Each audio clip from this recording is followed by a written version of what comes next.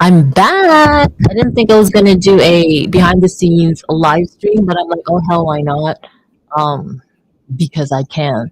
So I'm on a Twitter space, a weekly Twitter space called the Chains, as it says here, and we're talking about NFTs, NFTs, NFTs. And I know it's almost been like such a topic that's been discussed over and over and over again for the last 3, 4, 5, 6, maybe 7 years now. But this is pretty interesting because we're really doing like a not a deep dive, but coming um, at the definition and uses and perceptions uh, of NFTs from all different angles, from all different speakers with their experience and yeah, all that stuff. Wait, I gotta like listen in. Selling stuff. I can't have messed up yet because all I've been doing is just like slowly putting out cool info about my game, getting people hyped about it. More and more people are learning about it. And I have very purposely done nothing that someone could consider a mistake because I've basically done nothing, and that has pros and cons. But it's my game to lose, you know. And this is like what I've said to my team, and they, at this point, it's going very well. Even though I still haven't sold anything, but they, now very much trust me about this. I'm like, we just have to keep not messing up and keep building something cool. And so I think for Valorant, like that gameplay trailer was amazing. That should be the first thing on a 6-month ramp towards a mass scale NFT sale. That's what they want to do.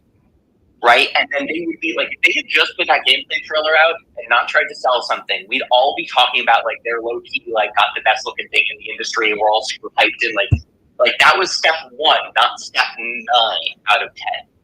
And there's also just like a fundamental flaw with selling an NFT collection of collectibles as a early fundraising method for video games. But that's like a separate topic. Anyway, I've said enough.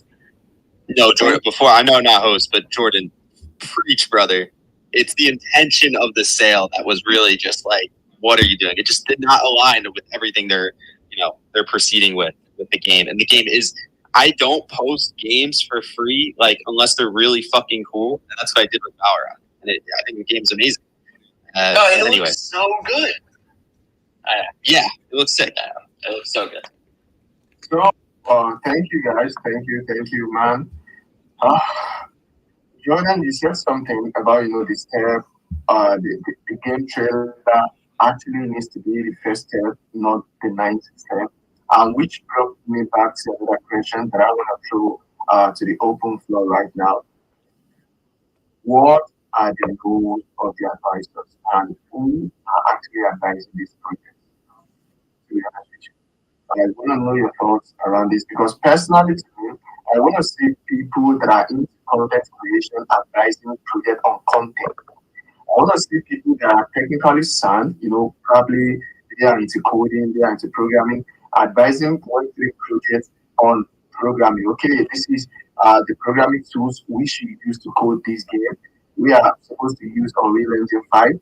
And I want to see people, have some skills in business development, become an advisor to these projects around business development.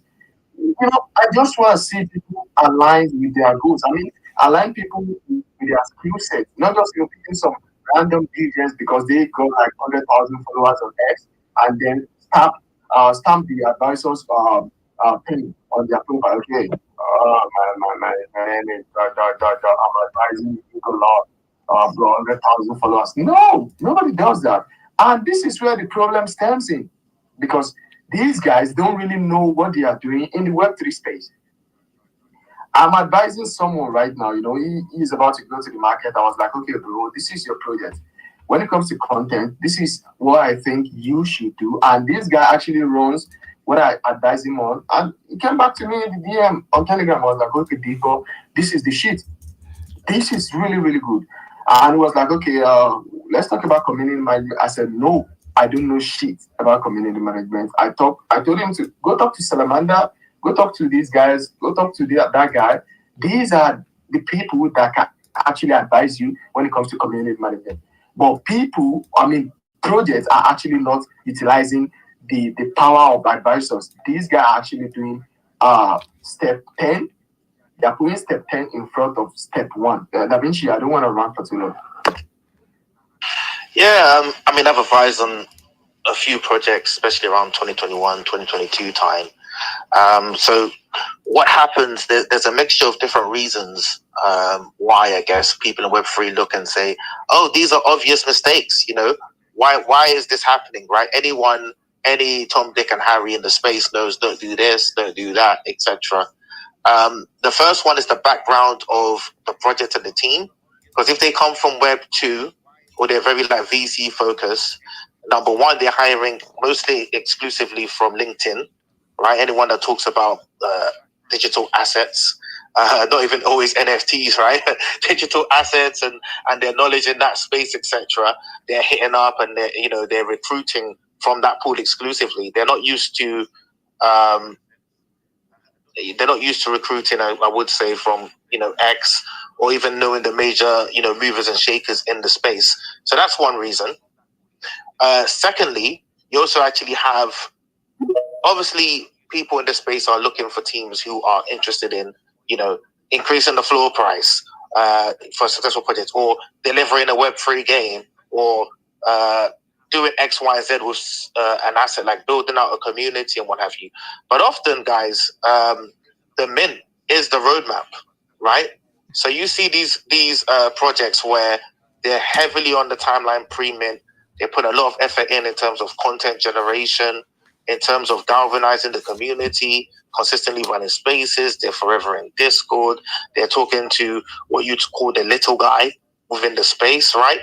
And then as soon as mint happens, they just fall off. And you go, why didn't they do this? Why didn't they do that? They never had any intention to do so, guys. So it was all part of the roadmap that when the mint's done, the mint's done. Obviously it does take money in terms of that ramp up to the mint, right? And once they've hit the mint, they've got what they wanted. So they're not actually looking to develop a project post mint. And what they likely will do is let it fizzle out as a slow rug, right? We've seen this with really reputable teams in Web 2 as well. It's just been a swathe of different projects that have done this. And then thirdly, there's just mistakes. There are just mistakes where you need to be here to understand the culture, right? And even if projects can identify these influencers that align with them, sometimes they price themselves out, or they're not used to going through the Web 2, shall we say, onboarding process, which is provide your CV, give us your work experience, what have you done, etc. This could just be a random person in Web 2, like a bank manager or something, right? Or it could even be a 15-year-old. We saw crypto. I was with a space of Crypto Leon literally an hour ago, but he knows way more than most of the advisors that will be attached to these projects, right? But if you ask him for his CV, it's like one line or something like at school, wherever his school is, maybe work experience, etc., right? So it's not going to look credible on paper. But if you speak to him, and he talks to you about, blast and farming and the different protocols, blah, blah, blah, and positioning within the market and content creation, he's actually highly credible. So sometimes it's also the hiring criteria, and this all leads or goes into a melting pot where we see, from our perspective, incredibly obvious errors within the space, right? And we're like, how could this ever happen? You get, questions like Dippo asks us to, how did we get here? This is obvious, this is dumb. Sometimes this doesn't benefit holders or the community. And these are some of the factors that go into that. Thank you so much, Da Vinci, man. This is why I actually love hosting this space. You guys are, giga brains, bunch of smart people, and most time I even look like a fool. Come on. Yeah, JRP, you are welcome. Kenny, do you want us to go to JRP? He's a first timer. Do you want to do that? You?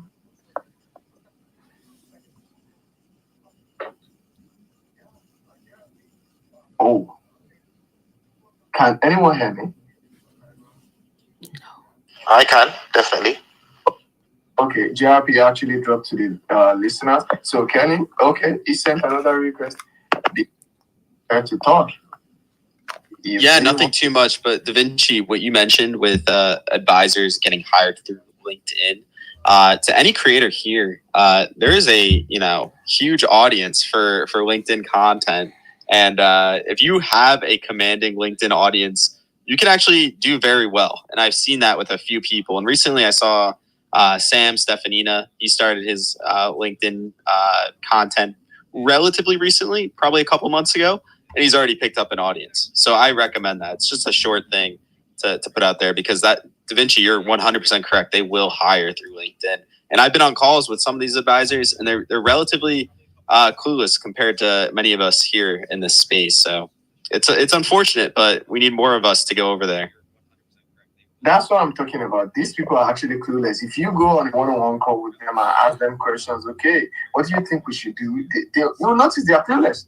And these guys, they are putting advisors to Google Lab, advisors to blah, blah, blah, blah on their bio on X.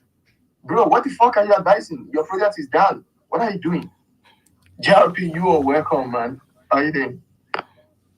Yo, it's good. You're speaking facts, man. I'm excited about gaming because I think that there's so much talent that has came in to the space. Also, thanks for bringing me up. Great to see a whole bunch of friends here. And it's great that we're having these conversations because we definitely need them. I think part of the problem has been that we simply haven't had the infrastructure that has allowed us to create sustainable business practices. And I think that we'll see that change very quickly with consumer crypto, who's really running right now. And it's great to see. Thank you, JRP. Thank you for being here with us. So guys, a little quick room reset. We are chatting about NFT gaming, what is NFT gaming and whatnot. And subsequently, we've been chatting about why, high quality gaming trailer, we've seen them all over our timeline. But once the mint is over or once the mint is going on, they actually, I don't want to call them failure because, something that hasn't stopped hasn't failed. They are still building, or, the expectation pre-mint and post-mint are actually not met. So we've been chatting around this thing. And I want to urge everyone listening right now to either retweet button. We've got some amazing speakers in here. And it will be a disservice to these people to actually, cage them. So I want you to bring in more eyes to the show so that more people can actually listen to them. And with that being said, please hit that repost button. If the show is over, you can, unrepost or unretweet, whatever you want to call it, you can do that. Thank you for listening. We are 45 minutes into the hour mark, and I want to say thank you to everyone listening to us. With that being said, guys, I want to go back to the topic of the day. So now, let's really talk about it. Do you think floor price, is actually a good measure of success or failure of a project, especially, and this is an important part, please listen carefully, guys, especially if the project still showing some signs of building, they are active on all socials, X, YouTube, Instagram, Twitter, Twitch, TikTok, and whatnot. And, everyone, the team, the founders, the marketing team, the development team, all of them are still active, but the floor price is still going down. What do you have to say? Do you think it's a good measure or whether a project is a success or a failure? Jordan, you go down there. That's a good question. Look, absolutely 100%. They chose to sell these NFTs. Like no, right? Like the answer is no, right? Like there are so many projects that sold NFTs where they made a mistake, maybe, or maybe if it wasn't even a mistake, but it's, they're picking some good and some bad, and they made money early, which they needed, and they sold their NFTs, and now it's taking much longer to kind of deliver on that value, and so the floor price is floundering. And of course, so many of those projects are going to recover super strong, right? And you just got to be patient and wait. But it's their fault that it happened, right? Like I am doing so much work to not have a floor price that is going to define my project while I'm building it. We're doing this like crazy, I think super cool hybrid NFT thing where you're going to be buying some stuff and you can mint a bundle of it as an NFT if you want to sell it OTC onto different blockchains, but it's only voluntary, and just like all this stuff so that there's still liquidity like an NFT project, but there isn't ever going to be a number that defines us, right? I'm going to be, doing some stuff with our gold nugget token in the next few months, secret alpha, but it's not going to be trading live on Uniswap or somewhere or on an exchange until this game is live. Because again, like there's stuff I want people to be talking about with Eureka, and some number is definitely not it. And I know since I can make these choices and be creative and try to do something that works better, I know all of these other projects could have as well. So I don't know, maybe I'm a little harsh, but I think it's their fault. It doesn't mean what's going to happen in the future, but it is a mistake that they made. Yeah, I can't deny that. It's their fault because it's not my fault. I'm not creating that project. Yeah. So yeah, you are right. JRP, what's up, bro? Yeah, I'm on my walk, so if you hear some cars pass by, apologies. I want to follow up with what Jordan said, specifically to the fact that like there's other ways to measure success. I think that the floor price is actually really important. Even if you give out a free mint, the person who buys it at $1,000 and is now at $50 is mad at you. It's not necessarily the first person that like minted it, right? And ultimately, they are your customers. Your audience is your customer. That's what Web3 enables. And we'll continue to start to see more and more projects like Eureka utilize different tools that will allow them to expand in different ways. And we just haven't really seen that in today's like the digital tokenomics or economy. And I think we have people like Jordan working on Eureka who's kind of innovating in that front, and we're going to continue to see innovation, especially as we see new forms of consumer crypto applications are built. Obviously, gaming being the most interesting one, in my opinion. Thank you, JRP. That was an amazing take. Flo, what's up? You've been quiet a little bit. No, it's late now for me. It's nearly 11 o'clock, and yeah, I'm enjoying just listening to everyone and just kind of seeing what everyone says. But I think to build up on what JRP said, the floor price is basically the measure of a project's worth. It's in a way the kind of voice of the market.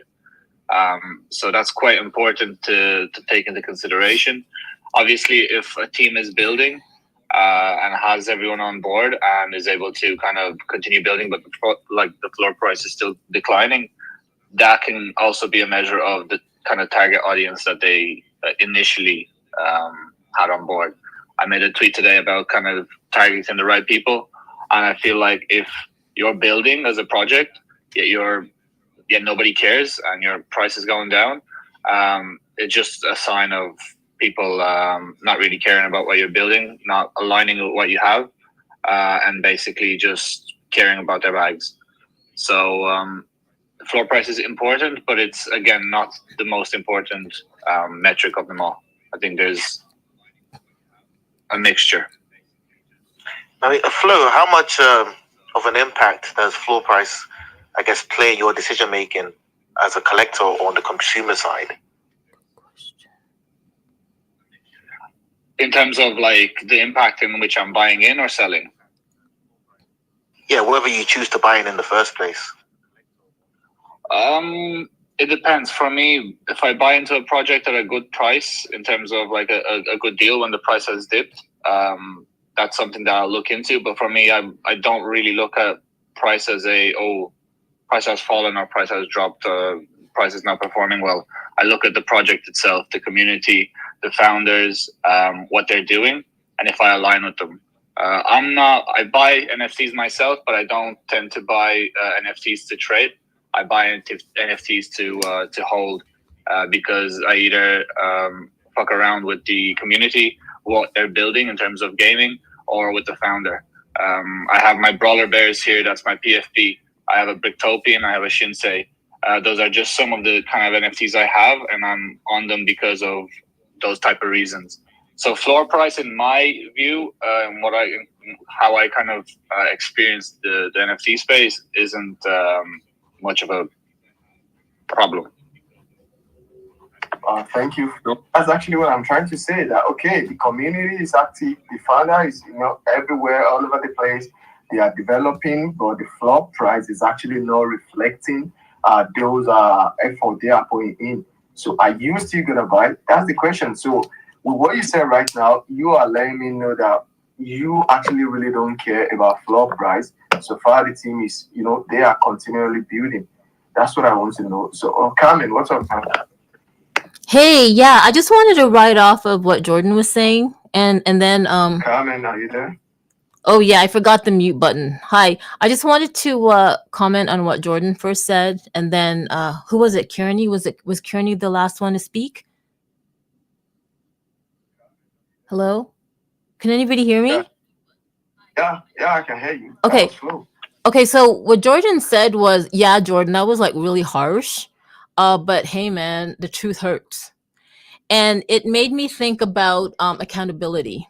So I feel like every iteration of like Web 1, Web 2, Web, whatever you want to call it, this evolution of how humans connect and socialize, I feel like founders especially and individuals were held more accountable for our actions and how we engage with others and our intent and goals and missions. So the fact that Jordan is working so hard with his team, I feel like he's got these he's sticking to good old-fashioned values and principles that are tried and true in terms of integrity, and that's one way of building a successful project. But then on the other hand, the whole thing with floor price, you know what it is? It's part of, I'm thinking it's really expectations. So when we enter into any space, and even in life, that we have to I guess set ourselves accountable for the expectations our expectations. So as a founder, you have certain expectations from your team and your project and your community. And as people who are on the side looking at projects, it's what we expect from them. And I feel like with this discussion, the whole idea of NFTs, what are they? How are they going to evolve? How are we using them? What does it mean to us? Somebody said it earlier, it can be however we want it to be, right? Like we can get into the nitty gritty of business development, the whole technological aspect, the whole tokenization and utilities and DAO aspect of it. But it's like sometimes I want to like breathe. And personally for me, how do I want to engage with an NFT project or whatever that is? Yeah, like people get to define what they get to define out of it, as long as they stay grounded and not be delusional. Like I literally sit in the Xenu, the zombie, they're on the mainnet chain, and I sit in their spaces late at night. And literally their whole community is there. And I have not purchased a Xenu yet. Sorry guys, because I went and did an e-bike purchase. But I love their community. I do intend on purchasing their PFP. I just haven't gotten around to it yet. But it's really about community. And I know the mainnet developers or the Xenu people are really great, just like everybody else. And don't worry, Da Vinci, I'm gonna get a munchie too, giving me munchies. But I just wanted to like write off what Jordan said. Like it was so totally harsh, but somebody's got to say it, especially if you're a founder with these projects, because I've seen projects where you have these founders and they don't know shit. They think they know. You think they know, but then after like a given amount of time, you're like, these guys don't know anything. They're just like they're hiring coals, they're paying for farming and stuff like that. And they have good products, they just don't know how to market or engage with community, and that sucks. It's really unfortunate that they do have a good product, but because of their marketing efforts or their marketing strategies, nobody knows, and it just like it sucks. So I'm glad that Jordan is a founder out there with a project, and I'm really happy to unfollow him and everybody else's project here. And when are we going to get Jordan onto the hot seat?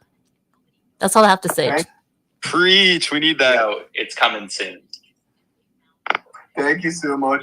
This is why I love the women in Web3. You actually don't really see a lot of women in Web3, and the ones you are seeing, they are super smart. Look how Carmen just lay it down to every one of us, and we were like, okay, wow, this is good. This is good. So I'm proud of you. So guys, we are about to wrap up. Got some minutes left, probably 5 minutes. And Kenny, JRP, Da Vinci, Flo, I'm gonna do it this way. I'll start with you, Kenny. Deepa is launching a project. I want you to advise me like less than a minute. What would you say to me? I'm a founder. I'm launching a project right now. What would you say to me? Okay, Deepa, you are going to the market with your project. This is what I want you to do as your advisor. Good question. Oh man, Deepa, putting me on the hot seat. Is Da Vinci going first? My bad. I saw you on. No, Kenny, you've got it. You've got this, mate. Go ahead. Okay. Yeah, Deepo. So, I feel like this is a whole long scenario, but basically the things I'd run through.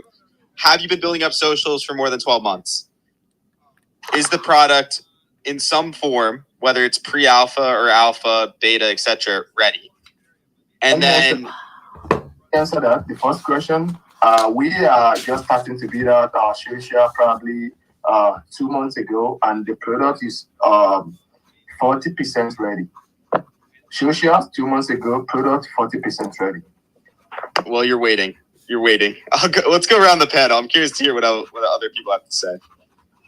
My first question would be why? Why are you creating a project? I'm creating a project because I believe it is something the market needs.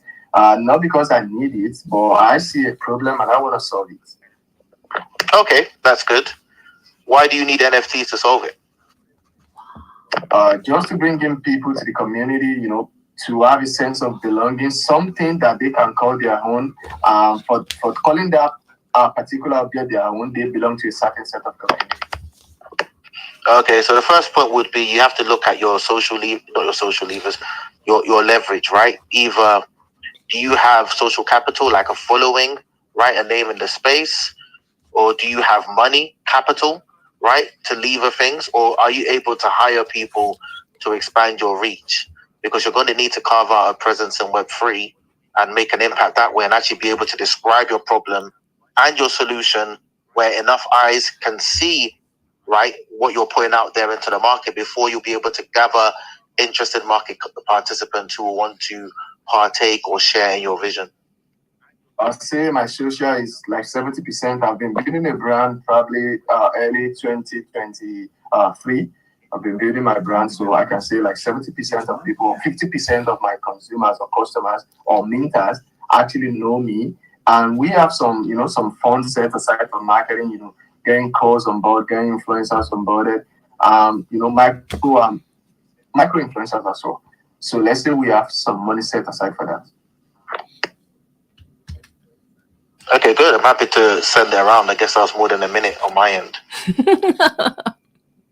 I love this space so much. That's been amazing. I love Deepo and Da Vinci as hosts. They're like fantastic. Yeah, man. I'm actually in the middle of this with so many other people. I think it's just about value. Like, what's the value proposition of what you're building? I think anybody can attach an NFT project to any product. Value I think it's proposition. a great way to either raise some funds and create some like incentive, like what I like to call, or at least I've heard of as incentive vortex.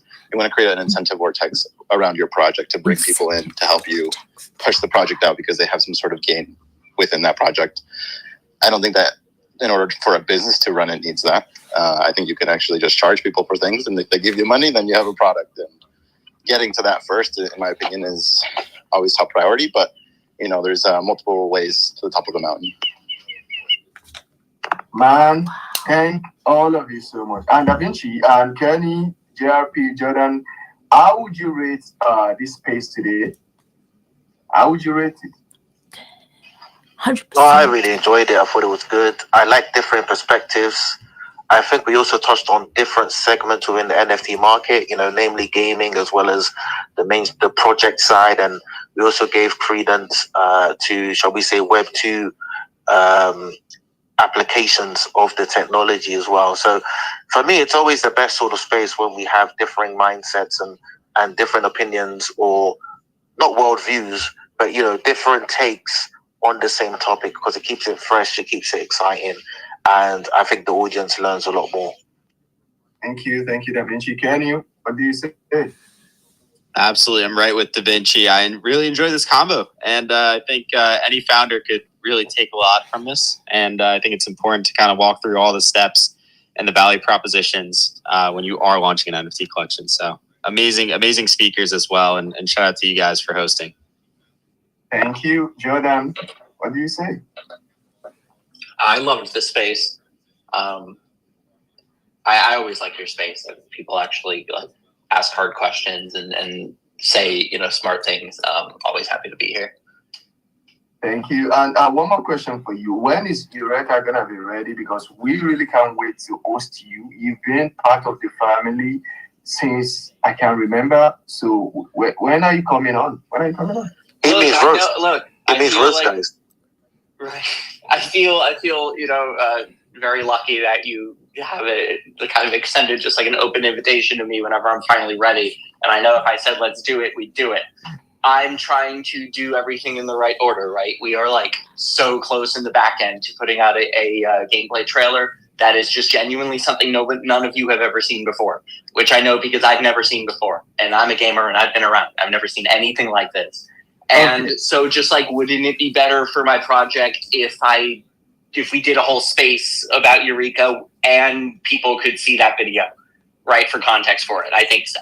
And since, I'm like inventing something new here, it's kind of like it's ready when it's ready, and it's almost ready. Okay. We are pumped. I appreciate you. Carmen, you there? Oh yeah, I'm here. I love this space. This is like this is like the favorite weekly space. I enjoy the topics. I enjoy the conversation. The banter between you and Da Vinci is like hilarious. I love that. I love hearing different people's perspectives and insights. And just like what people have said prior to me, it's a really great, interesting space, and I'm looking forward to hearing more. And yeah, you know what? As much as we want Jordan, we want to we can't wait to hear about Eureka. Give the man space. Like, you're right. He has his own time and process, so he's like a perfectionist, I guess. So like, give him space, and then he can come on to this space. And I'm thinking like we should do it like a little teaser kind of thing, like maybe 3 episodes leading up to Eureka. I don't know, whatevs. But I love it. I love your spaces, Deepo and Da Vinci. Thank you so much, ma'am. Flo, my boss, what's up? Are you sleeping? Oh. I love this space. It's hilarious. I'm here. Don't worry, I haven't slept on you yet. Yeah, no, I love these type of spaces. I think every once in a while we kind of need those type of spaces here, where we kind of just throw ideas out.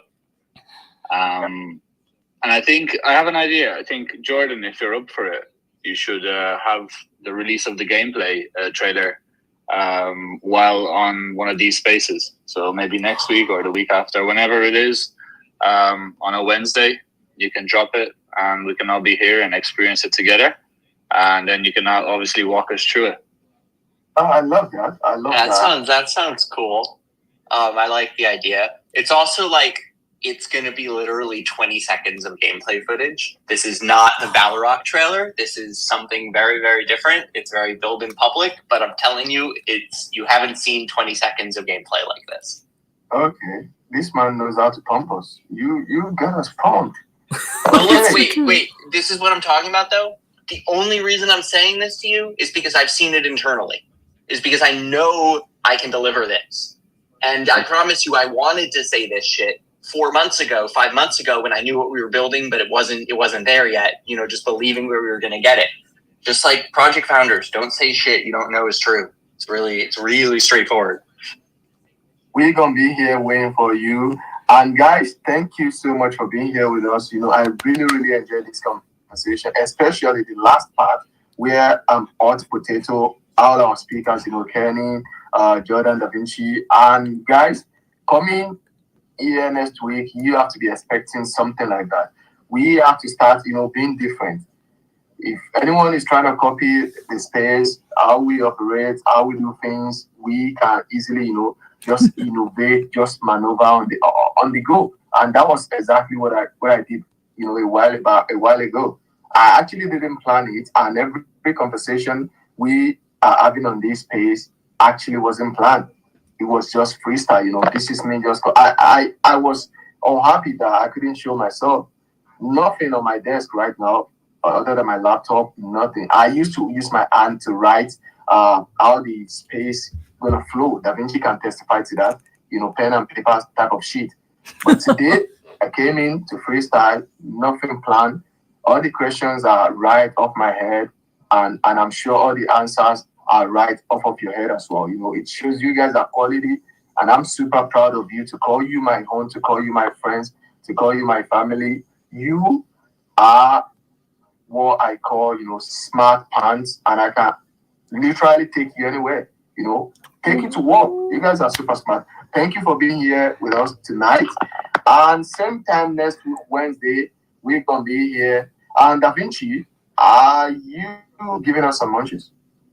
What do you mean in terms of giving some munchies there, Dipper? I don't know. Maybe you can just pick someone randomly and just bless the person with a munchie. Put on the spot there. All right, the first person to put their hand up. Oh, the first person to DM me. The first person to DM me after the space, yeah. We'll get you munchie, lunch days, super soon. The first person to DM Da Vinci.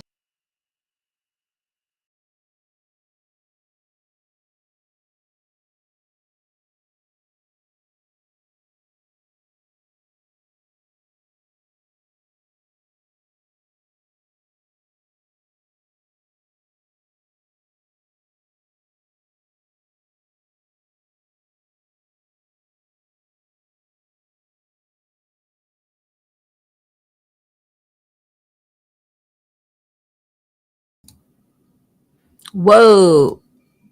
That was a great space. And guess what? My camera battery died. So here I am doing sign language. Anyway, I always love behind the scenes live stream. No. I mean, I always love being part of the Beyond the Chains weekly Twitter spaces. Like I said, Depot and Da Vinci, their banter and what they bring to the space, the energy, the wit, the sarcasm, it's so entertaining, and I'm really enjoying the regular panel of speakers, because they're all from different backgrounds and different experiences and titles, and it's really great. Obviously, it's always great to hear what other people are saying. So with that said, I will just ciao ciao, and everybody have a great Wednesday. Da, da, da, da, da.